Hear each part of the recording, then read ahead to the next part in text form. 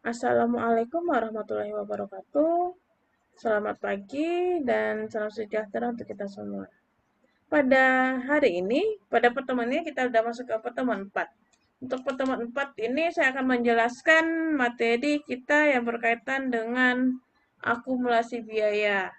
Dan sebenarnya saya juga minta maaf, saya belum bisa atau kita belum bisa ketemu lagi secara langsung, secara melalui Zoom meeting secara langsung karena saya hari ini juga lagi masih pengabdian ke luar kota dan tidak memungkinkan untuk saya untuk melakukan video conference pada pagi hari karena saya berangkatnya itu subuh jam 6 subuh, jam 6 pagi dan saya nyampainya ke Batu Sangkar itu sekitar jam 8, jam 9. Nah, itu waktunya tidak cukup untuk melakukan video conference selama di perjalanan.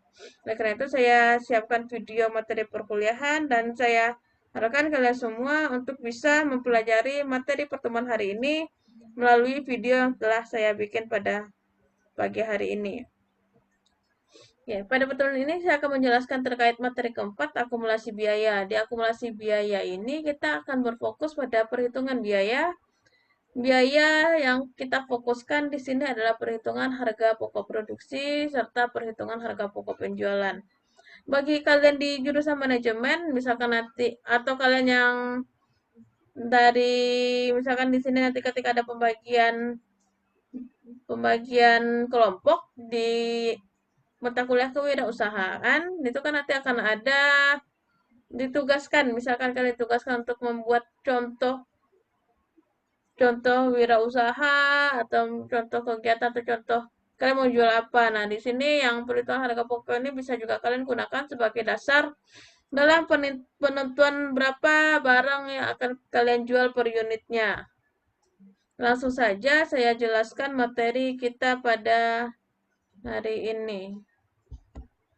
Lalu ini slide-nya. Nah, sistem perhitungan biaya dan akumulasi biaya. Kita mulai terlebih dahulu dari sistem biaya itu apa. Di perusahaan manufaktur, harga pokok produksi hanya akan muncul di perusahaan manufaktur. Namun, harga pokok penjualan itu bisa muncul di perusahaan manufaktur serta perusahaan dagang. Tapi kalau untuk khusus harga pokok produksi itu hanya muncul di perusahaan manufaktur. Kenapa demikian? Karena di perusahaan manufaktur itu kan perusahaan yang mengolah barang mulai dari bahan baku masuk ke dalam proses produksi lalu sampai ke barang jadi. Itulah perusahaan manufaktur, dia mengolah barang itu sendiri. Makanya di perusahaan manufaktur kita membutuhkan perhitungan harga pokok produksi. Untuk kita bisa tahu berapa dasar harga produksi, berapa biaya yang kita keluarkan selama proses produksi. Setelah kita mengeluarkan biaya proses produksi, baru kita masuk ke dalam perhitungan harga pokok penjualan. Aliran yang ada pada perusahaan manufaktur ini adalah pencatatan, lalu pengukuran elemen biaya saat sumber daya yang berhubungan mengalir melalui proses produksi. Proses produksi itu yang kita sebut sebagai proses manufaktur. Proses produksi inilah yang juga hanya akan ada pada perusahaan manufaktur. Lalu aliran biaya paralel dengan aliran biaya sumber daya manusia, baik itu biaya manusia atau sumber daya lainnya. Semua biaya manufaktur tanpa mempedulikan apakah sifatnya tetap atau sifatnya variabel atau misalkan dia semi variabel, ketika dia mengalir atau ketika dia masuk ke dalam komponen biaya proses produksi dan proses biaya persediaan barang jadi, itulah kita sebut dengan biaya manufaktur. Jadi ketika kita memproses barang, katakanlah tentang biayanya itu biaya tetap, biaya variabel, atau biaya semi variabel, atau biaya langsung, biaya tidak langsung, nah itu semua biaya yang kita keluarkan itu kita sebut sebagai biaya dalam proses atau biaya harga dalam proses. Nah, ini ada aliran biaya yang mencerminkan asumsi penyerapan pada biaya secara penuh. Ini ada kas, utang, aset yang dapat disusutkan. Kas, utang, dan aset ini di perusahaan manufaktur kita gunakan untuk membayar atau untuk membeli bahan baku yang akan kita gunakan selama proses produksi. Ketika kita telah membeli biaya bahan baku ini, bahan bakunya ini kan udah kita beli nih, baik itu kita belinya secara tunai ataupun secara kredit. Itu bahan baku yang sudah kita beli tadi, kita simpan ke dalam gudang. Ketika kita simpan ke dalam gudang, kita sebut dia atau kita namai dia sebagai persediaan bahan baku. Tidak lagi bahan baku, tapi persediaan bahan baku. Lalu selain itu, kas atau utang ataupun yang lain aset yang dapat disusutkan yang ada, yang kita miliki, akan digunakan untuk dibayar atau membayar atau mengalokasikan biaya dalam bentuk biaya tenaga kerja langsung atau biaya overhead pabrik. Jadi kas kita gunakan untuk membayar tenaga kerja langsung, lalu untuk membayar tenaga kerja tidak langsung, BPTL, pemasaran listrik, asuransi, penyusutan, dan lain-lain. Dan setelah kita udah punya yang ini, langsung masuk ke dalam proses produksi. Kita kan udah beli bahan baku. Masuk kita ke dalam proses produksi. Di proses produksi itu kita akan mengolah bahan. Kita kumpulkan semua biayanya. Biaya bahan baku langsung, tenaga kerja langsung, serta BOP. Kita masuk dalam proses produksi, kita bebankan biaya ke dalam sini. Ketika barang telah selesai, kita hitunglah pada saat itulah kita akan menghitung harga pokok produksi atau biaya barang yang telah selesai. Berapa biaya, berapa dana atau biaya yang kita keluarkan, uang yang kita keluarkan selama proses produksi. Nah, itulah yang kita sebut sebagai harga pokok produksi. Setelah kita selesai menghitung harga pokok produksinya, baru kita masukkan, kita hitung, pindahkan ke gudang persediaan barang jadi. Di gudang persediaan barang jadi ini, setelah kita masuk ke dalam gudang, baru bisa kita hitung harga pokok penjualan.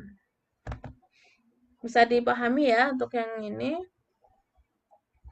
Lanjut selanjutnya itu ada perbedaan antara akuntansi perusahaan, manufaktur, dan perusahaan dagang. Kalau untuk di manufaktur perbedaannya itu ada pada neraca. Yang pertama, neraca perusahaan dagang hanya terdapat satu rekening persediaan, yaitu persediaan barang dagang.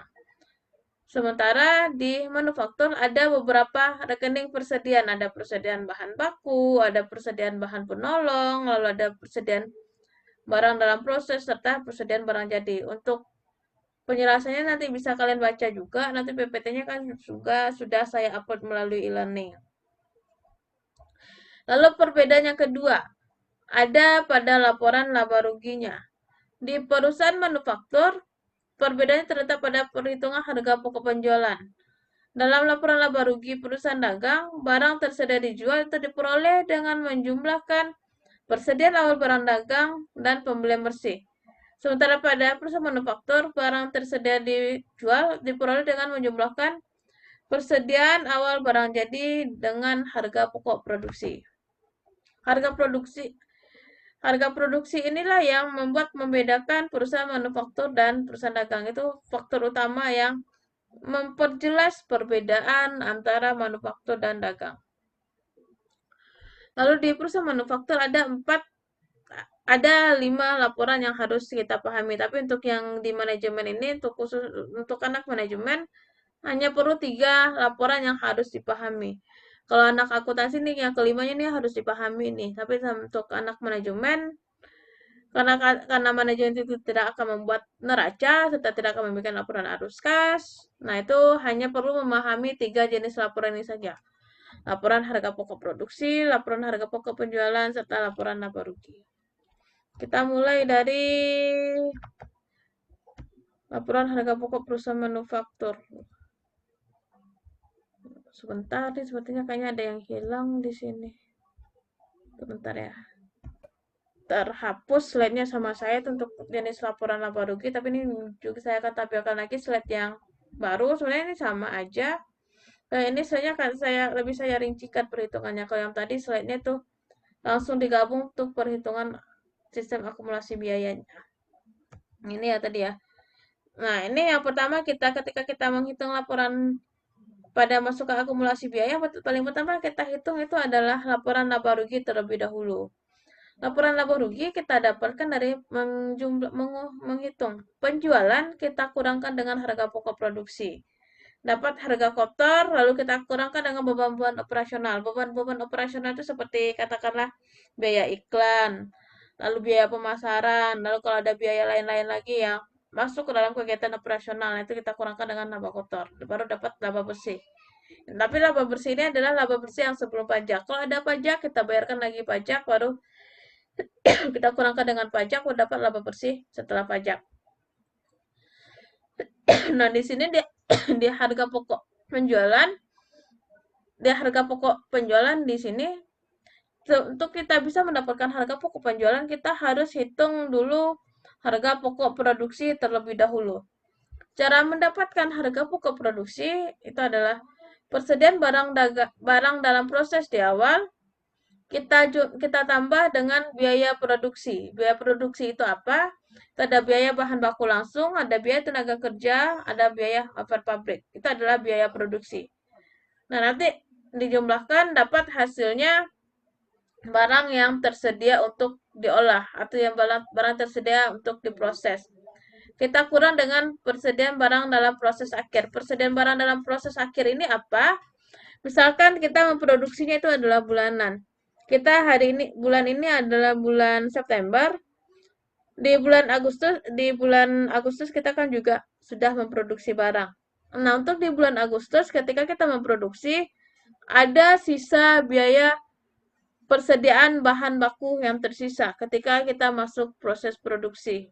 Nah, sisa persediaan bahan baku ketika kita memproduksi di periode di bulan Agustus tersebut, ketika kita mulai produksi di bulan September, sisa barang yang di bulan Agustus tadi kita jadikan dia sebagai persediaan barang dalam proses di awal. Nah, itu adalah sisa di akhir bulan kita jadikan dia persediaan awal kita. Lalu untuk persediaan akhirnya apa? Ya, persediaan akhirnya adalah sisa barang yang tidak kita olah. Nah, itulah yang kita sebut sebagai barang dalam proses di akhir. Misalkan kita di sini persediaan barang dagang awal untuk di bulan persediaan barang dagang awal berarti kita ambilnya di bulan Agustus, kita untuk produksi bulan September, sisanya itu adalah 100 misalkan. Lalu kita biaya produksi, ada biaya produksi kita tambah biaya produksinya itu adalah 1000. Jadi 1100. Barang yang tersedia untuk diolah adalah 1100. Lalu ketika kita masuk ke dalam proses produksi, ternyata yang bisa diolah itu adalah 900. Artinya masih ada sisa kita 200. Persediaan kita kurangkanlah dengan persediaan barang dalam proses akhir kita itu adalah yang 200. Sehingga totalnya tadi adalah 1100, kita kurang dengan 200, artinya dapat 900. 900 inilah harga pokok produksi kita. 900 sudah harga pokok produksi, nanti kita jumlahkan lagi yang harga pokok produksi ini nanti akan kita gunakan ke dalam perhitungan harga pokok penjualan. Untuk di sini saya harapkan untuk bisa dipahami ya. Nanti kalau belum, boleh silakan ditanya saja melalui WhatsApp grup. Selanjutnya kita masuk ke harga tadi udah selesai harga pokok produksi, sekarang kita masuk ke harga pokok penjualan. Di harga pokok penjualan bagaimana? Ini ada persediaan barang menjadi awal. Nah, ini juga sama perlakuannya dengan barang dalam proses tadi. Namun kalau yang persediaan barang jadi ini adalah ketika barang kita sudah selesai, kita masukkan ke dalam gudang barang jadi. Masuk ke dalam gudang barang jadi, ke dalam gudang, itu kan ada barang yang udah ada di gudang kita jual. Lalu misalkan untuk bulan tersebut, untuk periode Agustus, barang kita udah selesai tadi yang sudah selesai kita produksi itu ada 900, kita masukkan semua ke gudang 900. Masuk ke gudang 900. Lalu kita jual. Kita jual ternyata tersisa yang kita jual, yang terjual hanya dapat 800, berarti sisa 100.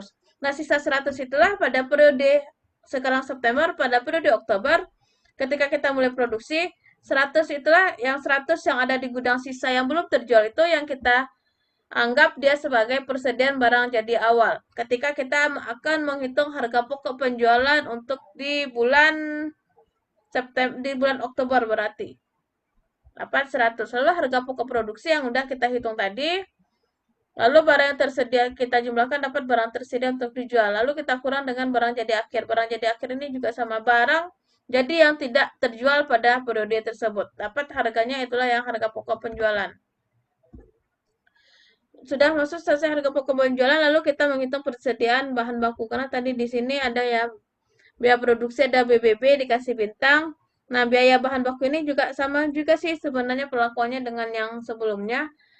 Persediaan barang kalau misalkan ada sisa bahan, di awal kita lakukan tambah pembelian, kita jumlahkan, itulah bahan baku yang tersedia untuk dijual. Lalu ketika masuk proses produksi ternyata misalkan masih ada sisa bahan baku kita dan masih bisa dapat digunakan untuk periode selanjutnya, kita kurangi jadi persediaan barang akhir. Yang pada periode ini jadi persediaan barang akhir, pada periode selanjutnya dia akan menjadi persediaan bahan baku awal.